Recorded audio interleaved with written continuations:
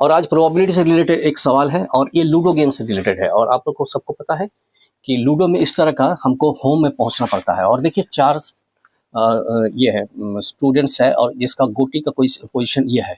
ए को अगर 1 आ जाता है पासा में तो ए जीत जाता है, बी को अगर 2 आता है तो वो जीत जाता है, सी को अगर 3 आता है, देखिए 1 2 3 तो वो जीत जाता है, डी को अगर 4 आता है तो 1 2 3 4 आ जाता है। और ऐसा सिचुएशन में मजबूरी में गेम को ओवर करना पड़ता है।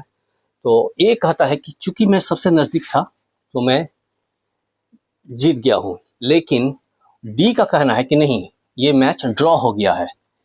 ए का क्लेम है कि नहीं, मैं सबसे होम का नज़दीक हूँ, इसीलिए मेरी जीतने की चांसेस सबसे ज़्यादा है, इसीलिए मैं जीत गया हूँ।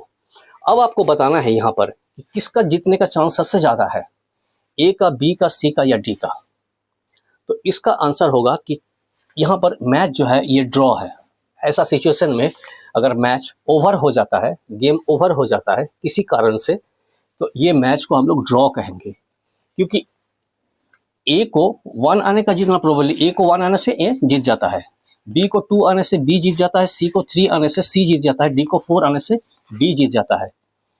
और यहाँ पर सभी का जीतने का चांसेस बराबर है, क्योंकि 1 आने का भी, ए का 1 आने का प्रोबेबिलिटी हो जाएगा। अब ये देखिए जो डाई है, डाई का 6 फेस में नंबर क्या लिखा हुआ है, 1 2 3 4 5 6, ठीक है। तो 1 आने का प्रोबेबिलिटी, ए के लिए जीतने का प्रोबेबिलिटी क्या हो जाएगा, ए का जीतने का प्रोबेबिलिटी 1/6 1 आने के लिए। बी को जीतने का, बी को 2 आने से बी जीत जाता है, तो 2 आने का प्रोबेबिलिटी क्या है, 2 आने का प्रोबेबिलिटी भी 1/6 ही है। सी कितना आने से सी जीतेगा, सी को 3 आने से सी जीत जाता है, तो 3 आने का प्रोबेबिलिटी क्या है, वो भी 1/6 ही है। और डी को 4 आने से जीत जाता है, तो डी का भी प्रोबेबिलिटी है, वो 4 आने का भी प्रोबेबिलिटी 1/6 है। यानी चारों का जीतने का प्रोबेबिलिटी सेम है। ऐसा नहीं कि ए बहुत नज़दीक है तो ए का जीतने का प्रोबेबिलिटी ज़्यादा है।